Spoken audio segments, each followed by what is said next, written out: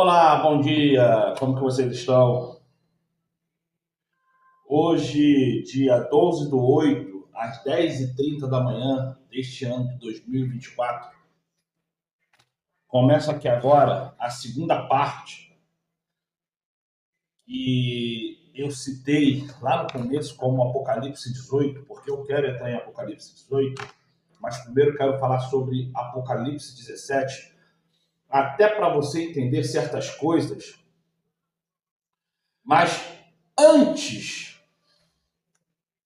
de eu falar alguma coisa, deixa eu só marcar aqui. Eu queria só dar um bizu, como fala na minha época, lá nos anos 90, do século passado. Eu queria dar um bizu para você entender coisas que talvez você nunca escutou dentro da igreja evangélica ou nunca escutou dentro da igreja católica. Ou você que é mormon, ou você que é muçulmano, também talvez nunca tenha escutado dentro dessas religiões que eu acabei de falar agora. Mas, para qualquer um estudante que começou agora, sendo ele só curioso ou alguém que quer ter algum tipo de conhecimento profundo, eu vou agora atiçar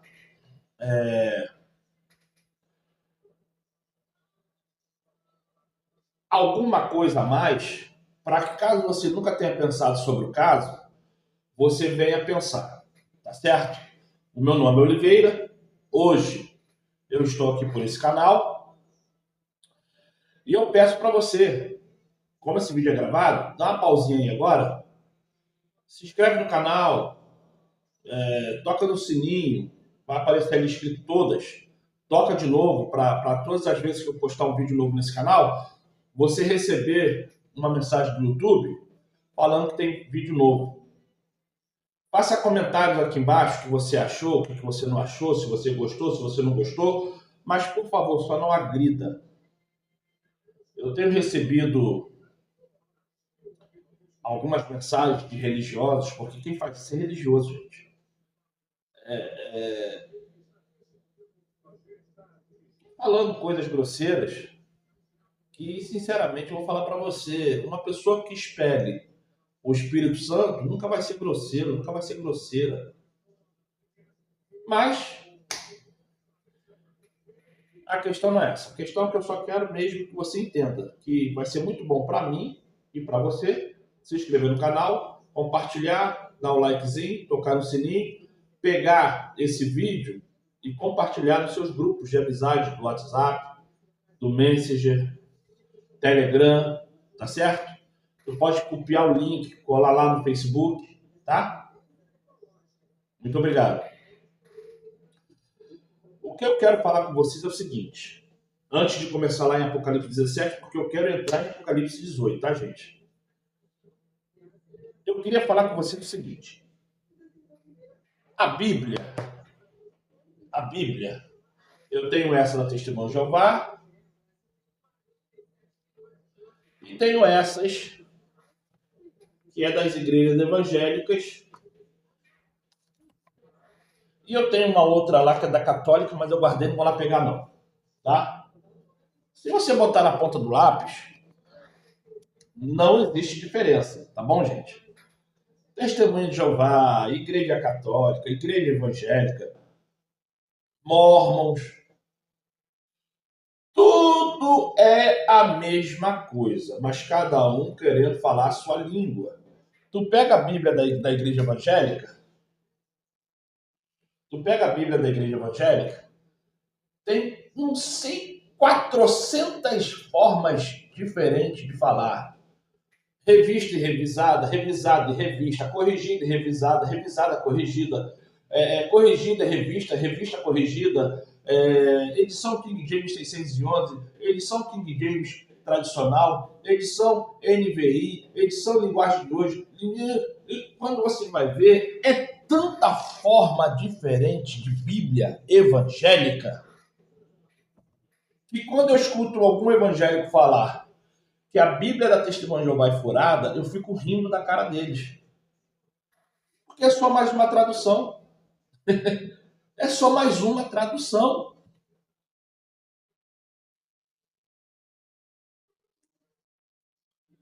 Aí entra a questão da Bíblia Católica. A Bíblia Católica, ela tem 6 livros a mais do que a Bíblia Evangélica. Esses livros são Tobias, Judite, 1º e 2º Macabeus, Cântico dos Cânticos e Baruque. Esses são os livros a mais que a Bíblia Católica tem. Só que temos que entender que não podemos falar livros a mais. Porque a igreja evangélica ela foi alicerçada em cima da Bíblia Católica. A conversão das pessoas para o evangelismo, que antes era aquilo que protestava, aquilo que era contra, hoje se tornou evangelismo, evangélico.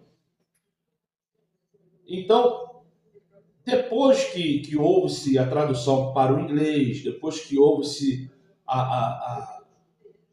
o difundiamento, a difusão da igreja ortodoxa, e depois, quando eles entenderam que não prestava também a igreja ortodoxa, não quer sair, mas você entendeu. Aí formou Batista, formou isso, formou aquilo hoje, para hoje, 2024, termos essa quantidade de placa religiosa pelo mundo, o qual todas são a verdadeira, o qual só aquela placa religiosa consegue te falar a verdade e te levar para o céu. Certo? Quem está no Universal, fala que a Universal está mais certo do que a Batista. Quem está na Batista, fala que está mais certo do que quem está na Assembleia de Deus. Quem está na Assembleia de Deus, fala que está mais certo do que aquele que está na Wesleyana. A Wesleyana fala que está mais certo que a Presbiteriana. A Presbiteriana fala que está mais certo que a Ortodoxa. A Ortodoxa fala que está mais certo que a Adventista. A Adventista fala que está mais certo que a Testemunha de Jeová. A Testemunha de Jeová fala que está mais certo do que, Mormons, do que a Universal, do que a Católica. E a Católica fala que todas as outras estão erradas, porque ela que é certa. Esse é a religião. Ou melhor, essa é aquilo que se chama religião.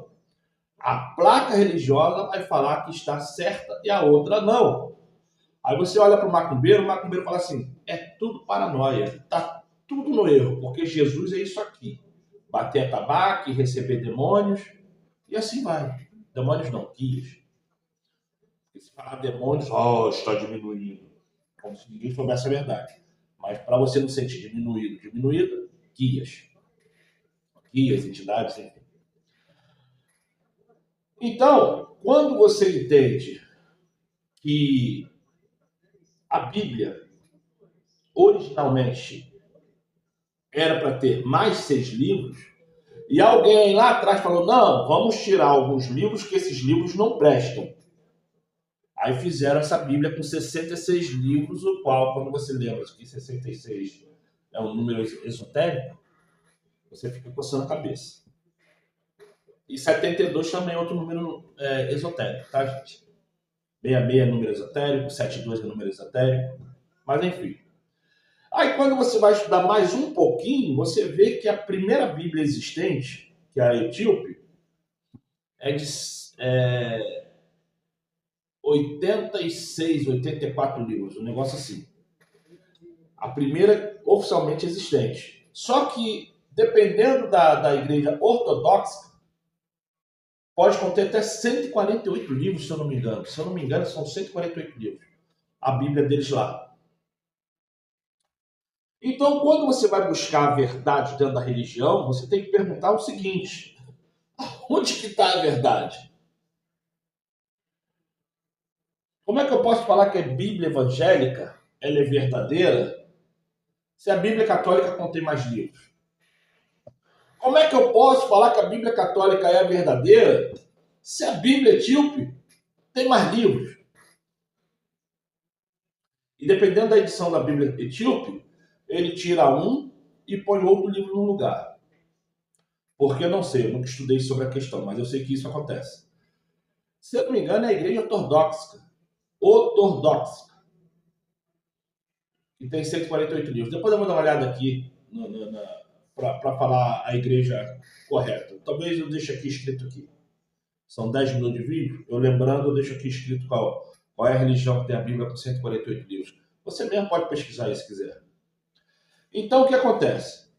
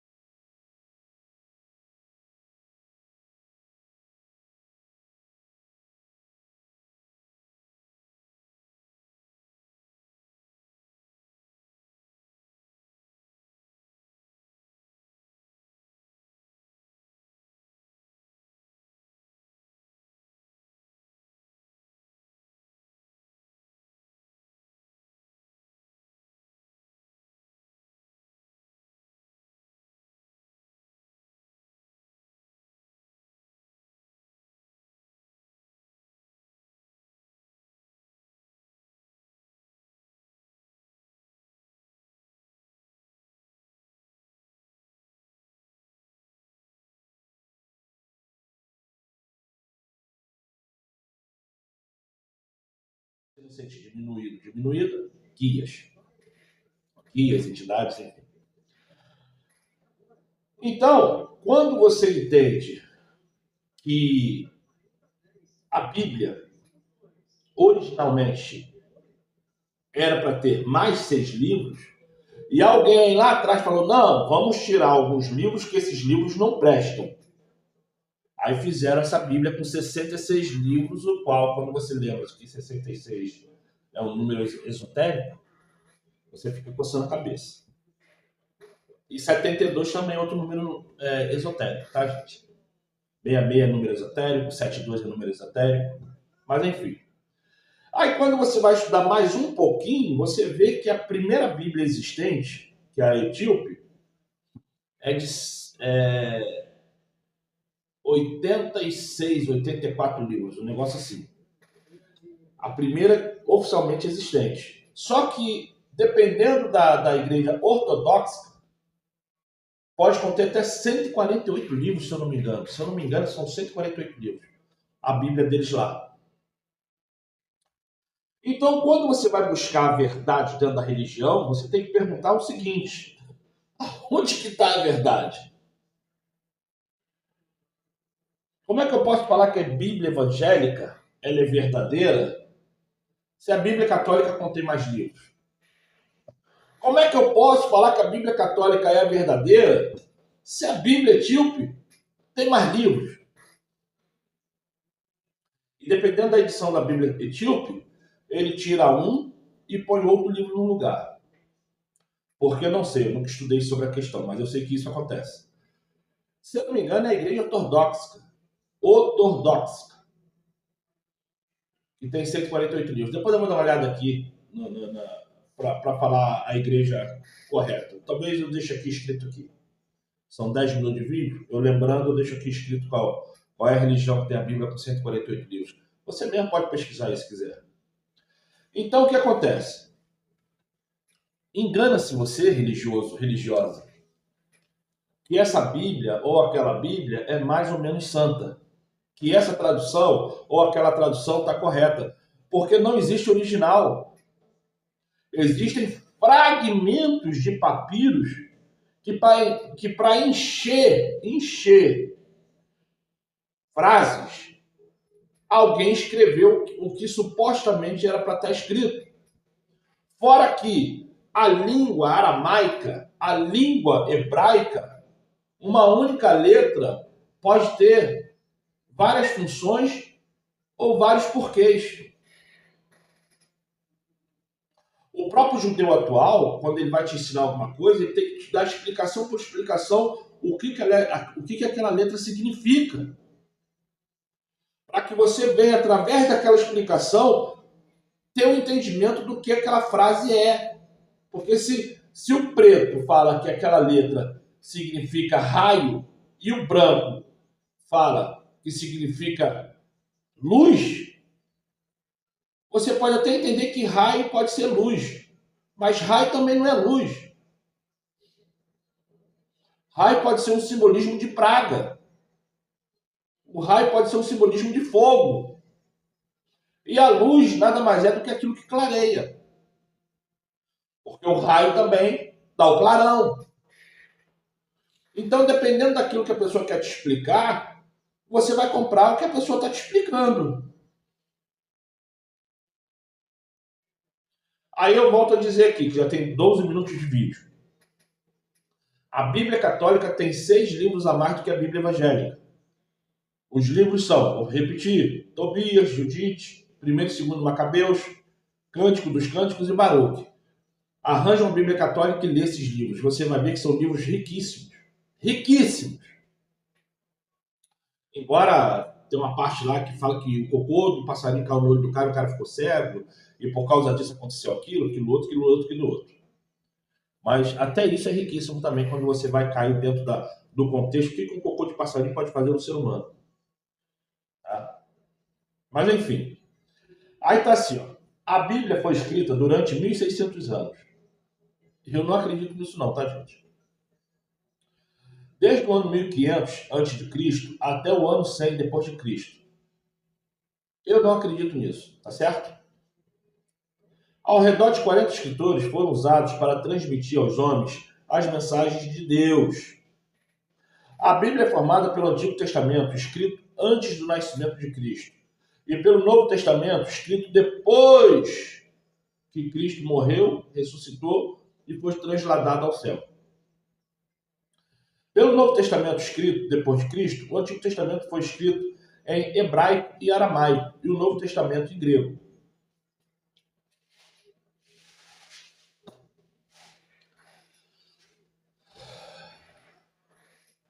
Por que eu não consigo acreditar que a Bíblia foi escrita em 1.600 anos? Primeiro, todo curioso vai saber que quem mandou escrever foi Alexandre o Grande. Se foi o Alexandre o Grande que mandou escrever, e aquele que não escrevesse o que está ali escrito seria morto a espada, arrancada a cabeça, então, segundo a história, que eu também não acredito, tá? Segundo o que conta, os 70 anciões que foram pegos na massa do povo ali para falar sobre esse Deus magnífico que os judeus tanto amavam, judeus, hebreus, ou sei lá o nome que quer dar,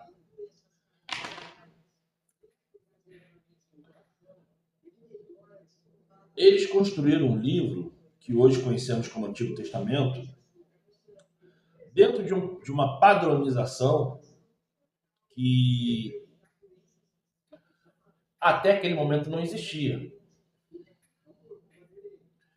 O que existia em Jerusalém eram papiros relatando historicamente alguns fatos de alguns homens que se levantaram como profetas e de alguns líderes que foram tão grandes que eles guardaram a história, igual Moisés, e, enfim, tantos outros. E ali eles compilaram um monte de coisa e botaram ali para o Alexandre ler. Agora, Moisés não escreveu o livro, Davi não escreveu livro nenhum, Salomão não escreveu livro nenhum. Foram pessoas, os escribas que ficavam ali relatando historicamente o que acontecia. E aqueles que estavam escrevendo ali não relatava nada a Moisés, não relatava nada a Davi, não relatava nada a Salomão, porque era uma coisa corriqueira. Alguém escrevendo aquilo que o rei fazia, aquilo que a guerra estava acontecendo. Então, vamos fazer de conta nesses 1.600 anos. Nesses 1.600 anos, eles conseguiram dividir aquilo que a gente conhece como Bíblia, que nada mais era do que papiro. Eles conseguiram dividir assim, ó. A primeira parte, que você conhece hoje como Bíblia, são 5 livros, que uns falam que são livros da lei, outros falam que são Pentateucos, mas são os 5 primeiros livros da Bíblia que vem falando sobre os patriarcas, sobre a lei, sobre a formação do nada para o tudo. Então, aí as pessoas chamam de Pentateucos, porque é uma forma grega de se falar que são 5 livros. Aí depois, que começa em Josué, vai até Salmos, 14 livros históricos. Depois, vem 5 livros proféticos, que vai do Salmos até... Depois, são 4 livros proféticos de profetas menores, que está ali embolado, sabe? Embolado. E depois são proféticos maiores, que são 8 mais 8, tá? São 8 proféticos menores, 8 proféticos maiores. Dando total de 39 livros no Antigo Testamento e 27 livros no Novo Testamento. Lembrando que o Pentateuco, os históricos, os proféticos, maiores e menores, estou falando só do Antigo, não do Novo. Porque o Novo, todos eles são históricos. No Novo Testamento não existe livro profético, são livros históricos. Até o livro de Apocalipse é histórico, porque ele vem contando uma história futura. Futura. Há 100 anos atrás, o Apocalipse servia para 100 anos atrás. Hoje, está significando para hoje.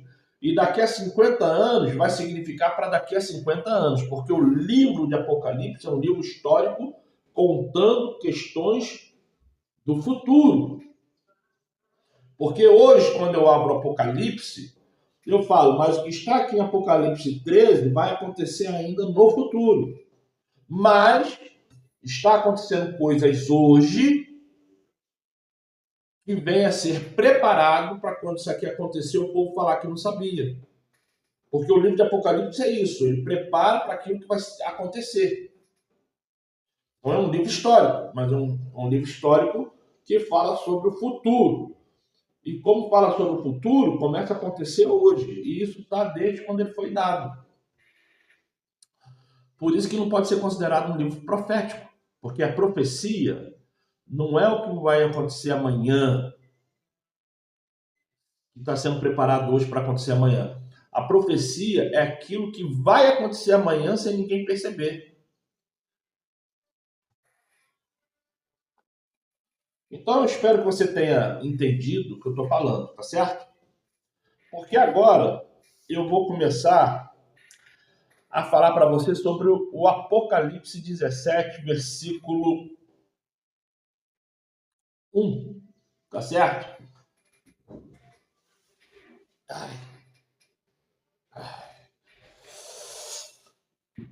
Eu vou dar uma paradinha aqui,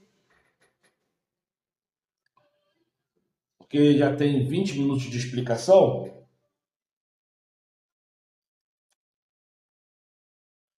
E eu vou ver o que eu faço aqui, porque esse Apocalipse 17:1 aqui tem vários versículos.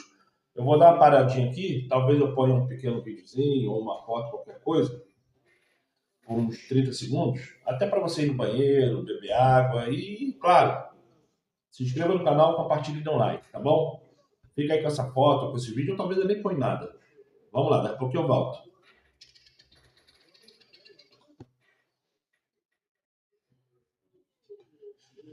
Então, gente, voltei eu aqui.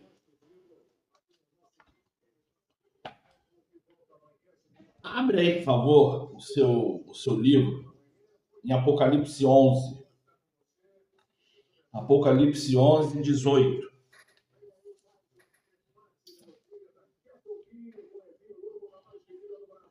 Apocalipse 11, 18.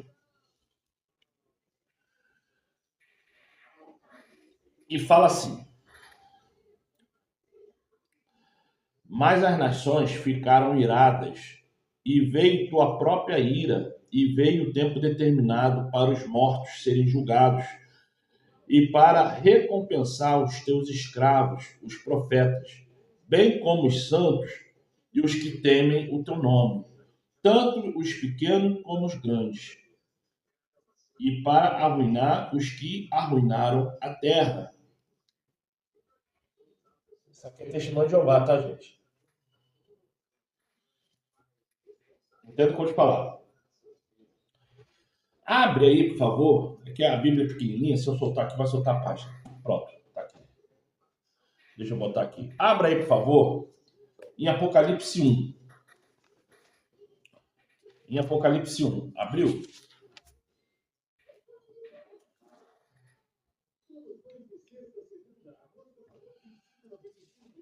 Em Apocalipse 1, está sendo falado assim.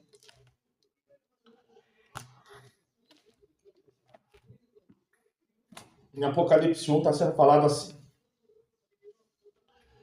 Revelação de Jesus Cristo, a qual Deus lhe deu para mostrar aos seus servos as coisas que brevemente devem acontecer, e pelos seus anjos as notificou ao seu servo João, o qual testificou da palavra de Deus e do testemunho de Jesus Cristo e de tudo que tem visto.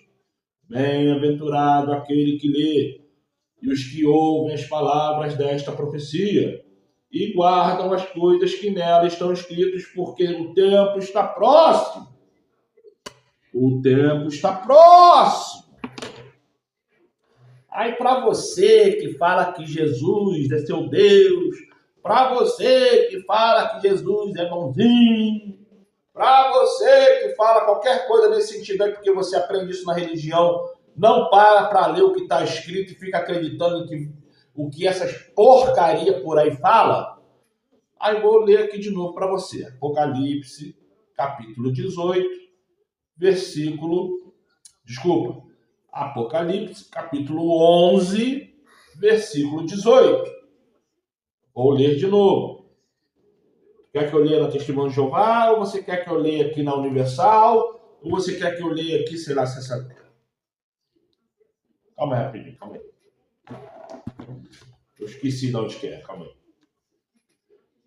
Casa Publicadora Paulista. Casa Publicadora Paulista. Eu não sei se é da Adventista do Sétimo Dia ou se é da Batista. Porque tem a CPAD, que é da Assembleia de Deus, tem a CBB, que é da Batista. Então essa aqui não sei de onde que é. Casa Publicadora Paulista, não sei de onde que é. Então, vamos lá. Para você não achar que estou puxando sardinha, eu vou nessa aqui da Paulista. Que eu não sei de onde que é isso aqui. Se é Batista, se é Assembleia, se é Adventista. Vamos lá, 11 e 18.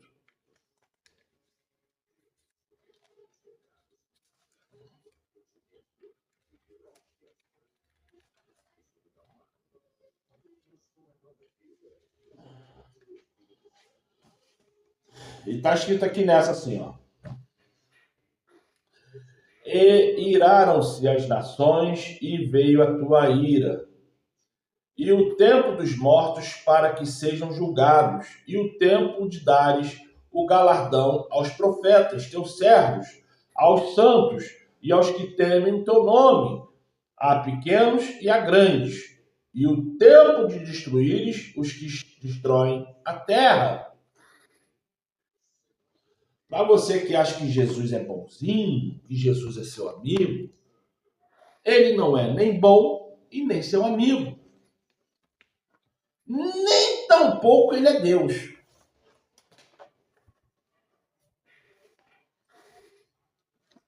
Mas por que eu estou falando isso? Porque Jesus Cristo ele veio aqui na Terra com uma função. Qual foi a função que Jesus veio aqui na Terra? Comenta aqui embaixo. Qual foi a função de Jesus vir aqui na Terra?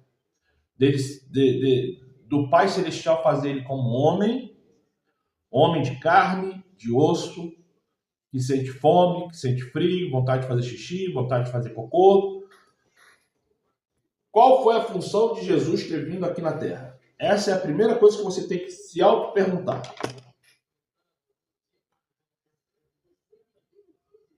Se você falou qualquer coisa, ou escreveu aqui embaixo qualquer coisa diferente do que eu vou falar agora, você errou. A função que Jesus veio fazer aqui na Terra foi reconstruir a lei, refazer a lei, mostrar para a humanidade qual é o verdadeiro caminho da salvação. E se você duvida, eu vou entrar em Apocalipse 17, tá, gente? Se eu não entrar hoje, eu entro em outro vídeo. Para você que duvida, vá lá em Mateus 15, em Mateus 7. Mateus 7.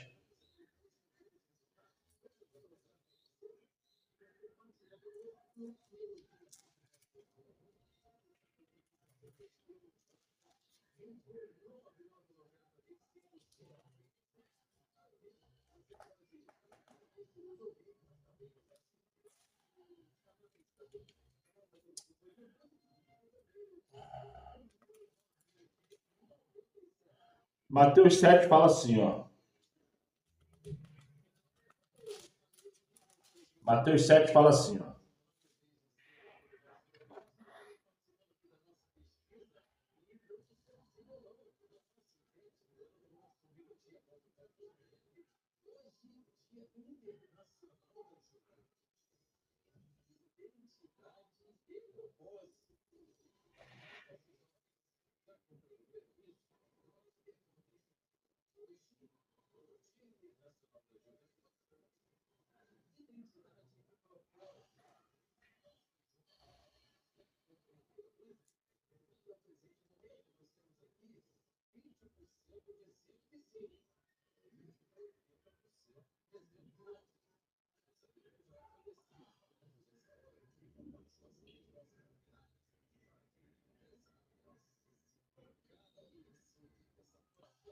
Sete 12.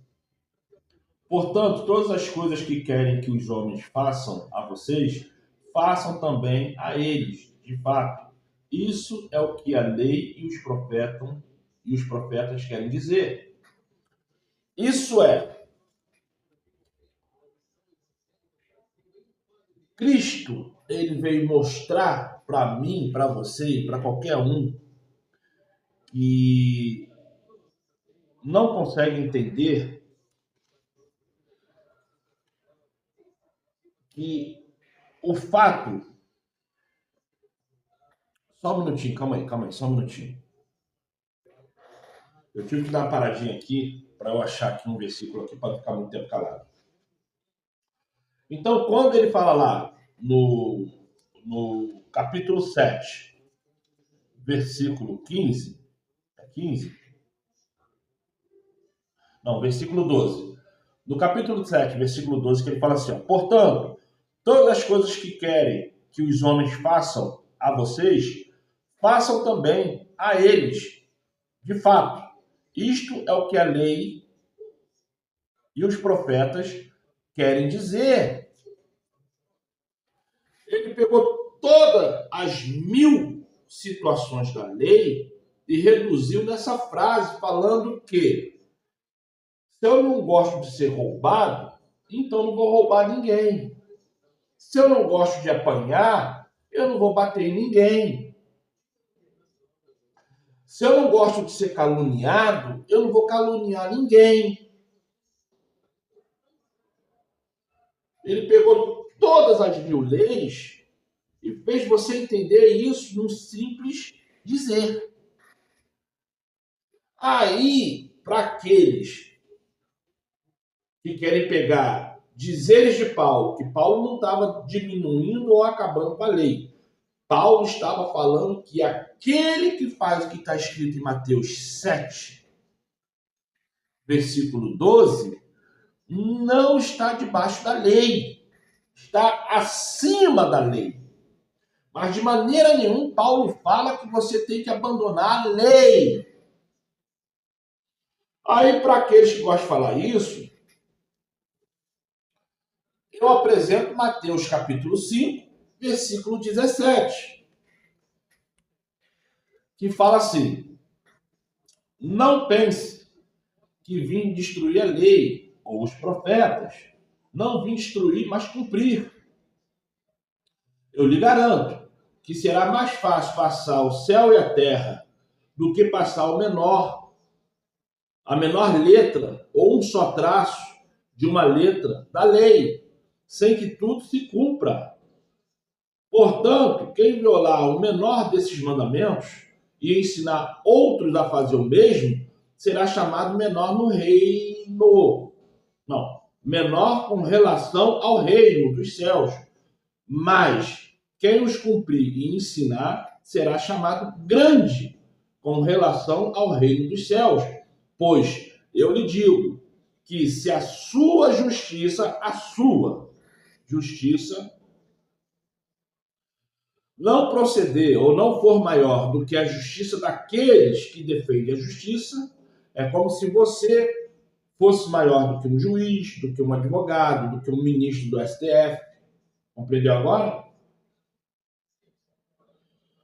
Do que os escribas e fariseus, de modo nenhum entrará no reino. Isso não sou eu falando, é Cristo. Se o próprio Cristo fala que não é para você abandonar a lei, como é que Paulo vai falar que não é para você abandonar a lei? Aonde que Paulo é maior do que Cristo? A função de Cristo não é ser seu amigo, não é ser meu amigo. A função de Cristo é ser meu mestre.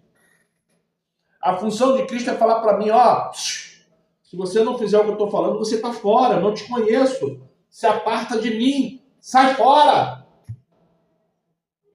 A religião satânica, que você hoje chama de evangélica, de católica, adventista, testemunho de Jeová, mórmon, muçulmano, essas religiões satânicas, quer fazer você acreditar que Cristo é seu amigo. Ele não é, ele tem a função dele. A função dele é simples.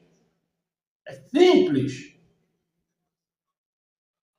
Vou dar uma parada aqui, porque eu também não sei onde que está. Eu vou achar o versículo e vou ler. Calma aí.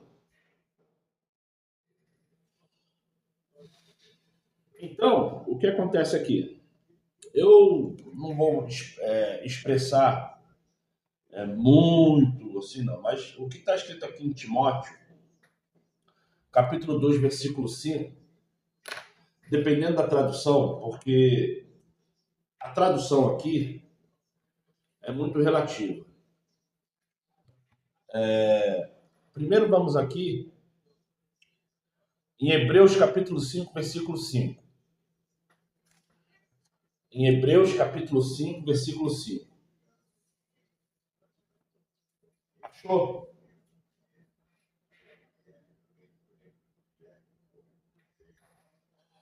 E fala-se assim: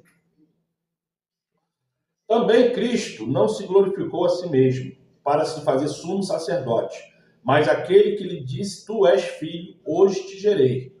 Como também diz no outro lugar, tu és sacerdote eternamente, segundo a ordem de Melquisedeque.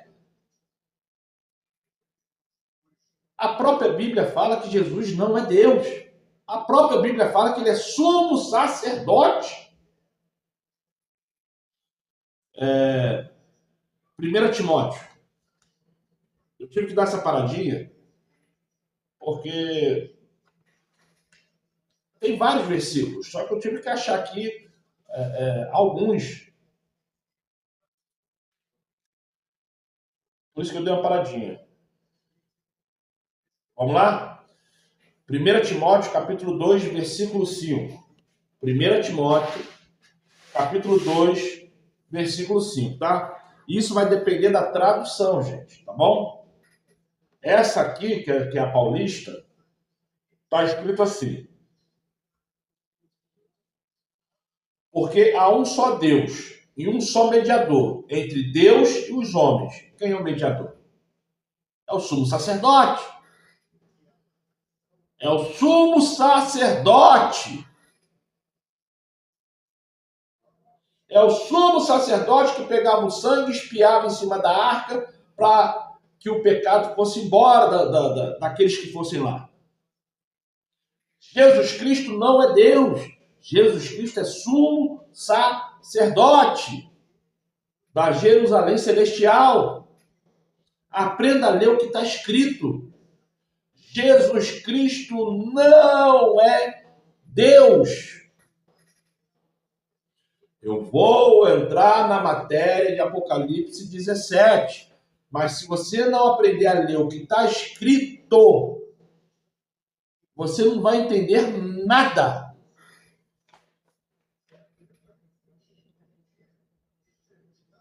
E tem outras aqui na Bíblia, só vou ler essas duas. Eu ia ler mais, mas não vou ler não. Se você não quer acreditar, não acredite. Tá certo? Se você não quer acreditar que você tem que guardar o sábado, melhor, o sétimo dia, e não guarde o sétimo dia. Se você não quer acreditar que Jesus não é Deus, então continue fazendo idolatria a um falso Deus. Mas que seja feliz. Eu não estou aqui para falar se você está certo, se você está errado, errada. Eu estou aqui para te mostrar o que está escrito. Se você crê, quem ganha é você. Se você não crê, quem perde é você. Não sou eu, porque eu estou te mostrando o que está escrito.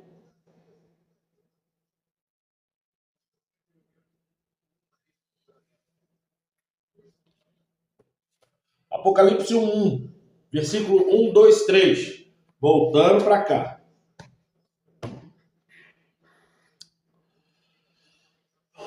O Apocalipse 1 fala de 3 categorias de pessoas que verdadeiramente vão crer no que está escrito e não no que a religião ensina. E essas pessoas são, a característica delas, os santos, os servos e os que temem.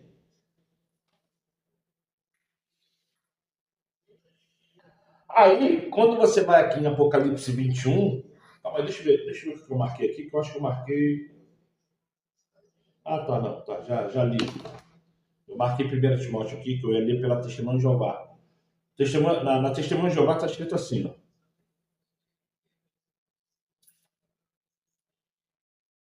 Pois há um só Deus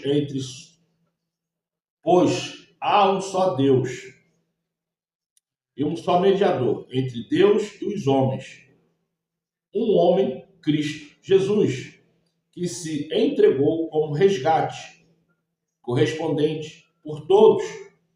Sobre isso se dará testemunho no tempo devido. Ele se deu como resgate, isso aí. Ele foi a própria ovelha e o próprio sumo sacerdote. Porque ele é o mediador. É ele que está ali no meio. É ele que vai olhar o Pai e falar assim, ó, esse passa, aquele não. Esse é correto, aquele não. É ele. Ele não está ali para ser seu amigo. Ele não está ali para ser bonzinho. Ele está ali numa função. A função dele é essa. É te ensinar a não errar. Por isso que ele fala que você tem que seguir a lei. E a lei que você aprende tem que ser maior do que aqueles que te ensinam, que são os escribas. você tem que proceder na justiça. Se você não quer entender isso, o que eu posso fazer? É um direito seu. Você acha que se você pendurar uma corda no teto e se enforcar, eu vou falar que você é um fraco? Que você é uma fraca? Não. Eu vou falar que você simplesmente se achou com o direito de se matar. Agora, quem vai te ferrar é tua mãe, é teu pai, teus filhos. Porque isso que Satanás está botando na sua cabeça é para destruir toda a sua família. Por que você não sai para pegar um raio de sol? Por que você não vai fazer uma academia? Por que você não vai refletir coisas boas na sua vida em vez de ficar só com pensamento ruim?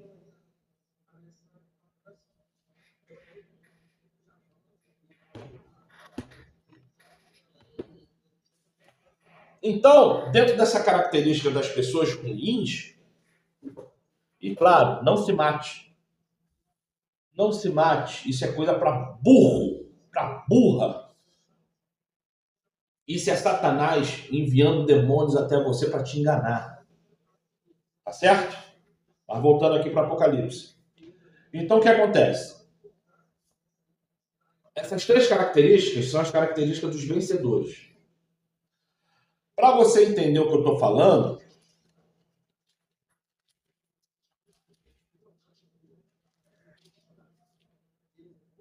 vamos lá em 1 Coríntios, capítulo 3, versículo 12. 1 Coríntios, capítulo 3, versículo 12.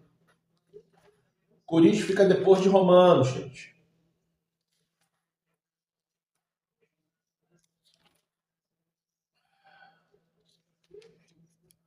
Guardar aonde ficam os livros da Bíblia, nem eu guardo. Principalmente aqueles livros de pouquinhas páginas, que ficam ali um do lado do outro, eu me embolo direto. Tanto no Antigo como no Novo Testamento. Mas você tem que saber pelo menos onde está. Depois de quê? Que aí você acha melhor. Então, foca nos livros maiores e começa a entender. Ah, esses livros pequenininhos aqui estão depois desses maiores. Você vai encontrar mais rápido. Vamos lá. Capítulo 3, versículo 12. E está sendo falado assim. Se alguém, sobre este fundamento, tomar um edifício de ouro, prata, pedras preciosas, madeira, feno ou palha, a obra de cada um será manifestada. Na verdade, o dia a declarará, porque pelo fogo será descoberto, e o fogo provará qual seja a obra de cada um. Seja a obra que alguém edificou, nessa parte permanecer, esse receberá galardão. Se a obra de alguém se queimar, sofrerá perda, mas o tal será salvo todavia como pelo fogo. Não sabeis vós que sois o templo do Espírito do Criador? Isso é, do Espírito de Deus? E o Espírito de Deus habita em vós? Isso é, tem que habitar em vós, em nós. Essa história que o Espírito habita em qualquer um é mentira. Tanto que é mentira que eu falo aí agora. Vai no hospital e tenta curar alguém. Vai lá. Manda seu pastor ir lá. Manda essa mulher aí que gosta de ser chamada de pastor ir lá. Manda impor a mão e curar lá uma pessoa que teve isquemia cerebral agora. Oliveira, tu faz isso? Não. Não faço. Mas vê se eu fico atrás de ser reconhecido como pastor, pastora, ou qualquer... Eu posso ser reconhecido aquele que quer ensinar alguma coisa. Mas pastor, pastora, cargo ministerial, eu quero que a placa religiosa se exploda. Eu quero ensinar, eu quero fazer você entender que você é livre, que você não precisa ser um escravo da placa religiosa. Você não precisa da placa religiosa.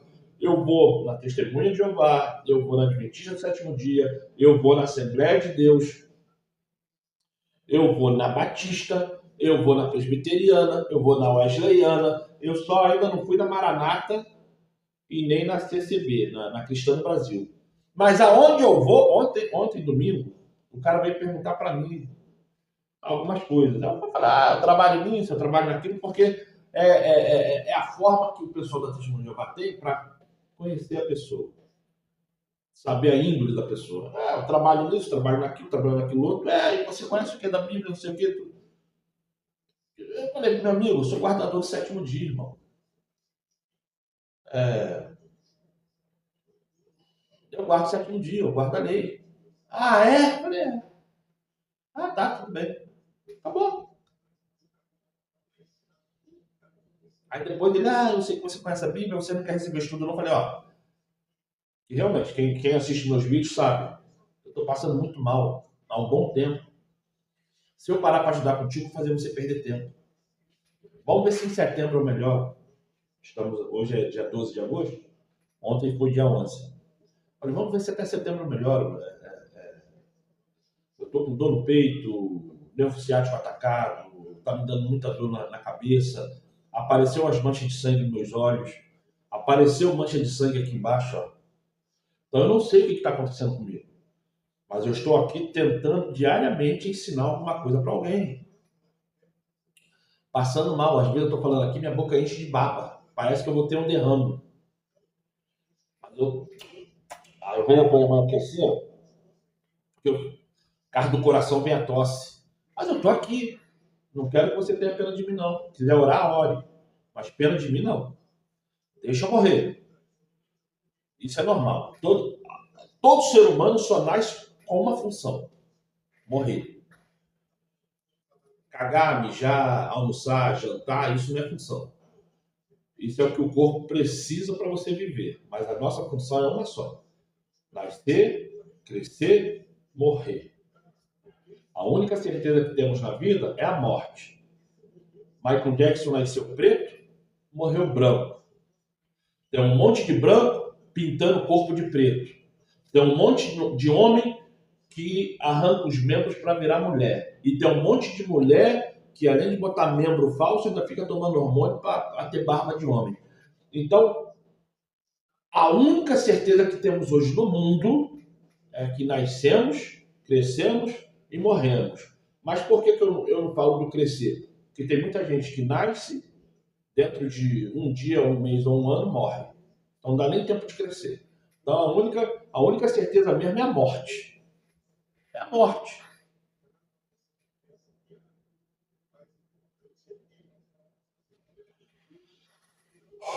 Então, qual é a característica que o Criador nos dá aqui na Bíblia? São três: ouro, prata e pedra. Aí, dependendo da tradução, pedra preciosa. Mas eu gosto da tradução que fala da pedra. Pedra, igual a essa que você vê aí nas calçadas para fazer concreto. Pedra. E quais as outras três características ruins? Madeira, palha e feno. E a obra de cada um vai ser manifesta através do fogo. O ouro e a prata, por mais quente que esteja o fogo, a ponto de se tornar lava,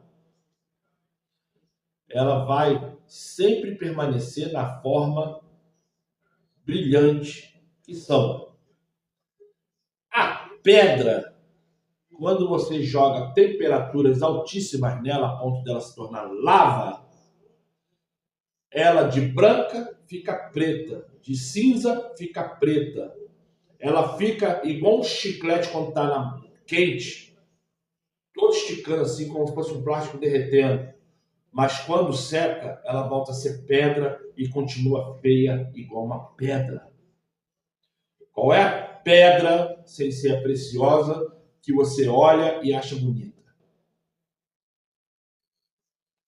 Então, quando eu vejo uma Bíblia falando somente de pedra, simbolizando que é uma pedra comum que você acha num canteiro de obra para fazer concreto, ou tu vai na cachoeira ver lá aquela rocha lá que as pessoas vêem na cachoeira com a água passando em cima, pedras deformadas e feias, mas são pedras que não mudam, por mais que pareça que não por mais que aquela pessoa pareça que não vai ser salva, ela vai ser salva porque, embora as atitudes dela não são bonitas para se comprar, para se ver, mas são corretas e permanentes na verdade, essas mesmo assim sendo feias, vão ser salvas. E aquele e aquela que acredita fielmente, porque está dentro de uma religião servindo segundo o que o seu mestre religioso quer, que é caracterizado como madeira, feno e palha. No primeiro momento que é lançado qualquer tipo de fogo, um palito de fósforo some, vira poeira, deixa de existir. A madeira queimando mais tempo. O feno, com muita dificuldade, porque quem tem feno sabe que para pegar fogo ali tem uma dificuldade. E depois que o fogo pega, ele leva também um bom tempo para queimar aquele feno. E muitas vezes precisa até de ajuda do vento para conseguir consumir tudo. E a palha, que a palha muitas vezes não precisa nem do fogo. É só tu dar uma sopro que ela se espalha de tal maneira que não consegue mais ser juntada. Então, a característica que o Criador nos dá é essa, dos salvos e dos não salvos. Todos estão ali falando em um único nome, que é Cristo. Mas as suas obras vão te condenar. E sabe quem é que te condena? Cristo. Jesus Cristo. Sabe quem te salva? Jesus Cristo. Através do quê? Êxodo, capítulo 20, versículo 3 ao 17. Deuteronômio,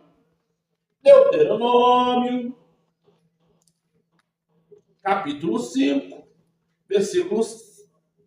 versículo 7 ao 21. Vou até ver aqui se é capítulo 5 ou capítulo 6, porque eu confundo. Calma aí.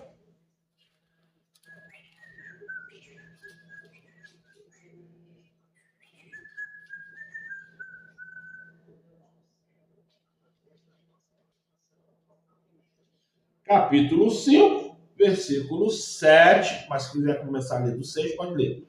Versículo 7 ao 21.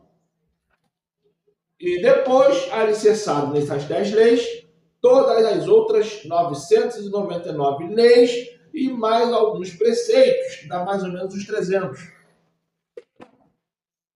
Tudo alicerçado nos 10 mandamentos. Então, Cristo não é teu amigo. Cristo não é bonzinho. Cristo, ele não está aqui para te salvar. Ele está para te ensinar. E se você quer seguir a religião, não é Cristo que está te ensinando. É a religião. E a religião ela vai te ensinar daquela forma que aquele dono do CNPJ vai conseguir o cascalho dele. Porque ele vai tentar te escravizar. Ele vai tentar pôr sobre a tua cabeça uma culpa que você não tem. Uma obrigação que não é sua. Eu vejo pessoas na Adventismo Sétimo Dia perdendo a saúde porque se pôs numa situação de obrigação, porque se não fizer, está errado. Testemunho de Jeová, eu chego lá, eu vejo as pessoas caquéticas se pondo em situações que, biblicamente falando, não existe.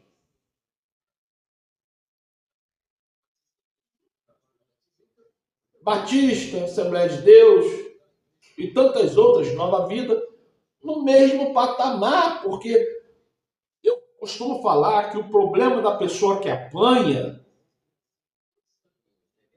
e reclama não é culpa dela, é culpa de quem bate.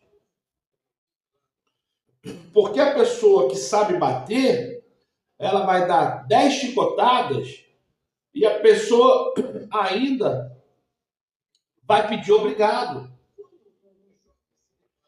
Tem uma novela na Globoplay, pode ver essa novela, a novela é boa. É Direito de Amar, é de 1987. O Senhor de Montserrat, ele dá na cara dos empregados. Dá mesmo, pá! Pá! E sabe o que os empregados fazem? Se ajoelham nos pés dele chorando, pedindo perdão. Mas não é porque quer parar de apanhar, não. É porque se sentem culpados. Se sentem culpados.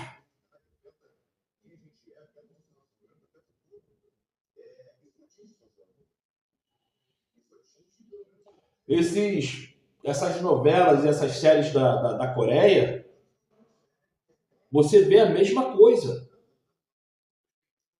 Os patrões humilhando os empregados abaixando a cabeça e pedindo desculpa como se eles estivessem errados. E pessoas amando o dorama. O problema não é quem apanha, é a forma que você bate. Se você souber bater, a pessoa vai apanhar e ainda vai te pedir obrigado, ainda vai te pedir perdão por ter feito você bater nela. E o psicopata que está ali no altar da religião, ele sabe disso. E sabe quem ele vai puxar para perto dele? Essas pessoas que, por mais que apanham, sempre vai pedir obrigado a eles. Por isso que você, que não é desse padrão, você se revolta, porque as pessoas que estão cercando aquele batistério ali, batistério é a Priscila que batiza, aquele ministério, são pessoas extremamente doentes. Elas estão ali, não é pelo evangelho, elas estão ali porque é conveniente, é porque elas gostam do poder. E muitos estão ali debaixo daquele poder porque gostam de sofrer por aqueles que eles acreditam que têm poder.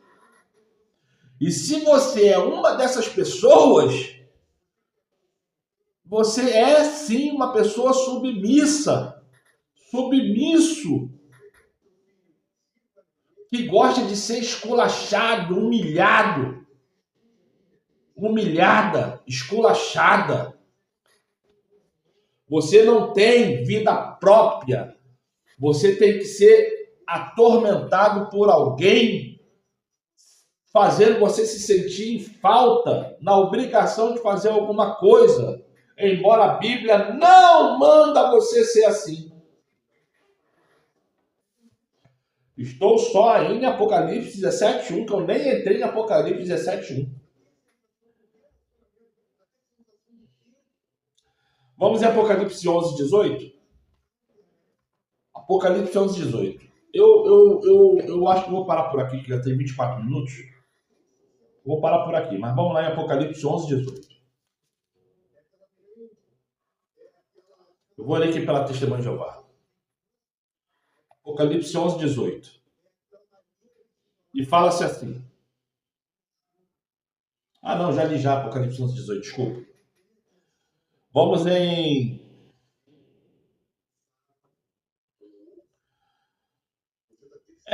eu vou parar por aqui, porque agora eu iria entrar agora em Apocalipse 17:1. Eu iria te dar referência em Apocalipse 21:9, 21:2, Mateus 25:1, João 4:15, Efésios 5:24, tá? E eu não vou entrar não, porque já tem 25 minutos. O outro vídeo eu acho que já tinha uns 30 ou mais. Então vamos fazer o seguinte. Essa vai ser a parte 2 do Apocalipse 17. E eu prometo que na próxima eu não vou desviar tanto o assunto como desviei hoje. Mas eu estou aqui fazendo o que o Espírito Santo manda eu fazer. Porque eu não estou te julgando. Eu não estou te julgando. Eu estou querendo fazer você entender. Só isso. Tá feliz em servir a religião do jeito que você serve? Continua servindo, filho. Continua servindo, filho. Sabe por quê? Porque quem paga as suas contas é você, não sou eu. Quem gosta de ser mastigado, pisado, é você, não sou eu. Então, assim, seja feliz. Sabe? Eu não pago suas contas, não. Seja feliz. A única coisa que eu posso te falar é o seguinte. Você está sendo esculachado, você está sendo esculachada porque você gosta. Não reclame. E se você nunca tinha visto isso, então a partir desse momento você vai ver que as pessoas que cercam o seu pastor, as pessoas que cercam a sua pastora, são pessoas extremamente submissas. E os que não são submissos e submissas que estão ali cercando o seu pastor e sua pastora, são psicopatas igual a eles, que estão ali só nessa finalidade, de catar o seu dinheiro. O problema não é o seu dinheiro, filho, porque o dinheiro que você for gastar na religião, se você não gastar na religião, tu vai gastar no botequim, você vai gastar na cocaína, você vai gastar com a prostituta, ou para as mulheres que gostam de pagar homem um prostituto, com roupa, com joia, com viagem. Então, de alguma forma, tu vai gastar esse dinheiro. Então, para quem você dá o seu dinheiro, para quem você gasta o seu dinheiro é seu, o problema é teu. Eu quero que você seja feliz. Mas, se eu posso te alertar e te falar que você não precisa estar em nenhuma religião se sentindo culpado e culpada por alguma coisa que é falado lá dentro, isso eu tenho que falar para você. Mas se você quiser ir, vai. Vai na sua Universal, vai na sua Batista, vai na sua Nova Vida, vai na sua Maranata, vai na Adventista, vai na Testemunho de Jeová, vai na Wesleyana, vai na Presbiteriana, vai na Ortodoxa, vai na Roda de Sharon, vai na Filadélfia, vai na CCB, né? Comunidade Cristã do Brasil, ou Cristã do Brasil, um negócio assim. O que mais? São tantos. Assembleia de Deus, você vai na Nova Vida, você vai do R.R. Soares, tu vai na do Valdomiro, tu vai lá no Davi Miranda, tu vai na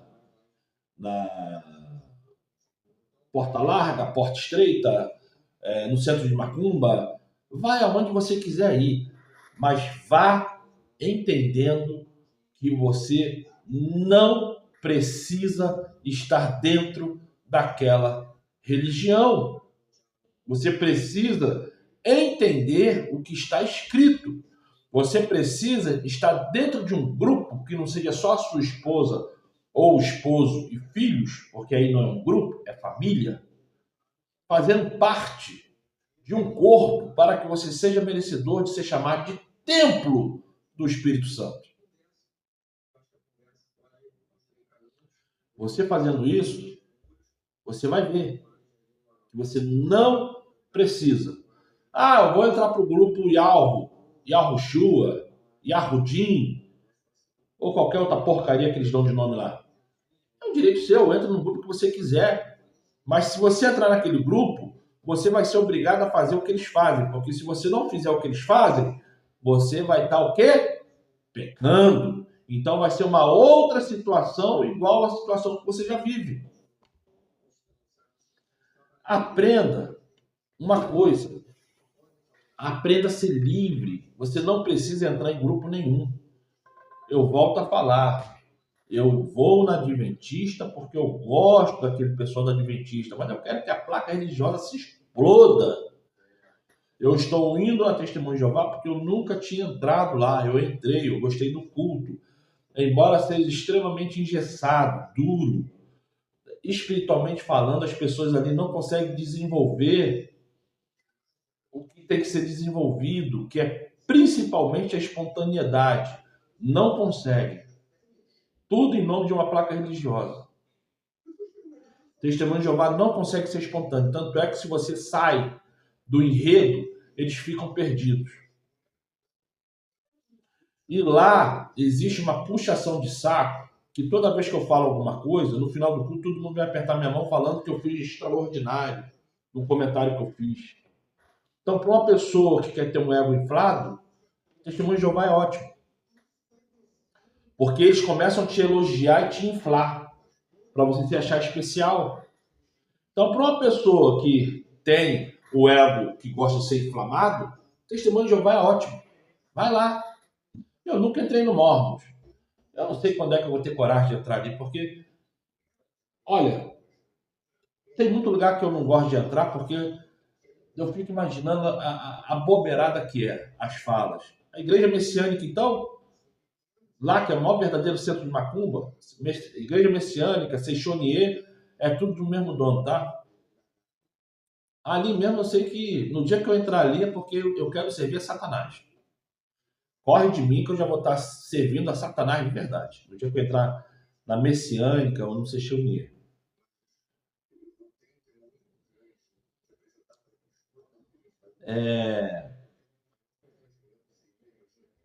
Tem também